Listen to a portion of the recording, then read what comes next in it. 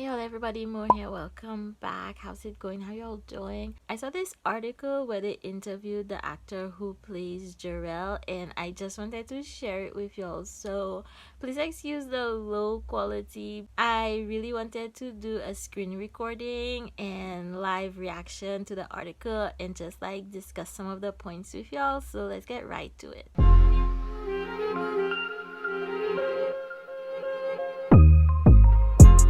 So here's the article. It's from Insider, and they're interviewing the actor who plays Jharrel. They're framing it as him responding to the accusations that the show is too woke.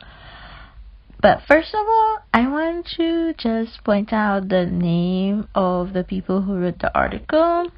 Like, every time I see a name that's clearly some sort of ethnic, I just think about all the people who've had to change their names in the past to make their name sound more white so they could get jobs. And I just want to pause and celebrate the progress we've made, because that's a little bit of progress, y'all. But also the 4400 being on air is progress. And I really just want there to be a season 2. Here he is, Joseph David Jones, looking hella cute, but you know what, we won't talk too much because he's a baby. And we're just going to look at the interview really quick, right? So we already know how it's a reboot and how it's increased representation, and we already know it's getting backlash. But y'all, he's being really diplomatic about the whole thing. And you know what? The people who want to call everything woke can call everything woke. At this point, a lot of them, they're not going to change.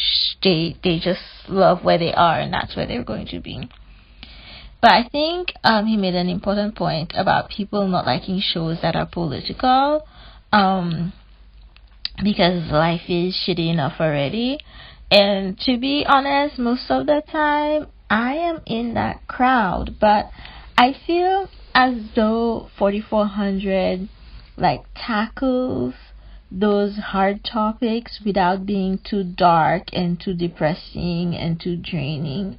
There's a lot of other shows I have seen, and they also are very political, and I would love to watch them, like Small Acts and Women of the Movement, but I just know like I would not be okay after watching that for a while. I'm just happy that 4400 is getting some press, and I find it's not that heavy because it's sci-fi, because of the powers and everything. I find it's easy for me to like just go into it, and yes, there are parallels with living in today's world and stuff like that, but I'm fine. Look, a picture of Jharrel and Keisha in a hallway. If you've been here for a while, you know. We love the overhead establishing shots of Detroit, and we also love Jharrel and Keisha in a hallway for a walk and talk. And also, y'all, Keisha was recently featured in a magazine. I'll try and like pop in the screenshots right here. So y'all can see that she was also featured in a magazine. They did like a whole shoot with her in a cool outfit. Did I say Keisha? I said Keisha. I mean Irene Roach. I don't know if her name is Irene or Irion, but she's in a magazine. Whoop whoop. When's Claudette gonna be in a magazine? Claudette's the real star of the show, let's be real. So they tell us a little bit about his character and a little bit about the premise of the show, but we already know that because we've been here from day one. And they do mention that in the series the cast is black, and that was on purpose to address our country's inability to reckon with its history of white supremacy. Like at this point, I just feel as though, like, maybe if they had a bigger marketing budget, I just don't understand why the show is not making a bigger splash. Or maybe if they had like a big name, or like someone from social media who like transitioned over to TV, like how Quinta Brunson has in Abbott Elementary. I just want so much for the show to succeed, because not only is it tackling the hard issues, but y'all, it's a fun show to watch and it's so enjoyable. And like, people watch 4400 so we can get season 2. He talks a little bit about people wanting to escape and the fact that like we learn something from everything we watch. So they can do backlash if they want, because he's so right. We need our media, our art to address some of the biggest problems in society, because almost all art at the root is not just something beautiful. Yes, some art is beautiful for beauty's sake, but there always has been art as social commentary, and that's kind of how I see it. And y'all, this is the main reason I wanted to do that, y'all. He says that 4400 will address one of the most polarizing days in modern history in the second half of season 1. Y'all, he said the show is going to allude to the Capitol insurrection, but in their own way, y'all. Are you curious like I am? Like, are you just waiting to see what they're talking about? Because I know I'm like really curious. Plus, we haven't seen an episode that exposes Mildred's past.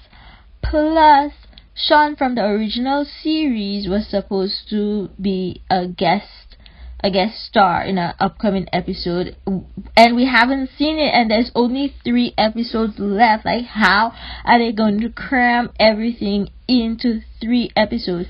And you know the season has to end after the cliffhanger, leaving us with even more questions for season 2. I need season 2, y'all. If this gets cancelled, if the show does not get renewed, I'm going to be really, really upset. Because it's been a while since I've gotten so much into a show, but it's also been a while since I've seen a show that I connect with on so many levels. And they talk a little bit about money, and about how we'll see more of money. They talk about him and Claudette. She is so pretty. She's just so pretty. And like, you know, in the beginning of the series, you really thought it would be all about Shanice, but like, Claudette is the kind of person who just steals the light out of a room. Like, you can't help but notice her. Or maybe it's just me. And then look, he's also alluding that they're going to have problems in the relationships later. Like how he just wants Claudette to shine and be by her side. But no matter what the nature of their relationship becomes, it's not going to be all sunshine and rainbows for them in the future. And y'all, that's the end of the article. That's the end of it. But I love that 4400 is getting press. Yay. And also, y'all, we got some good spoilers in here. Teasers. We shouldn't say teasers, spoilers. Anyway, so they're going to address January 6th. And Jharrel and Claudette will have problems. But remember, they haven't even said they're actually in a relationship. They're just vibing. They keep saying they're just vibing, you know, it's casual, whatever.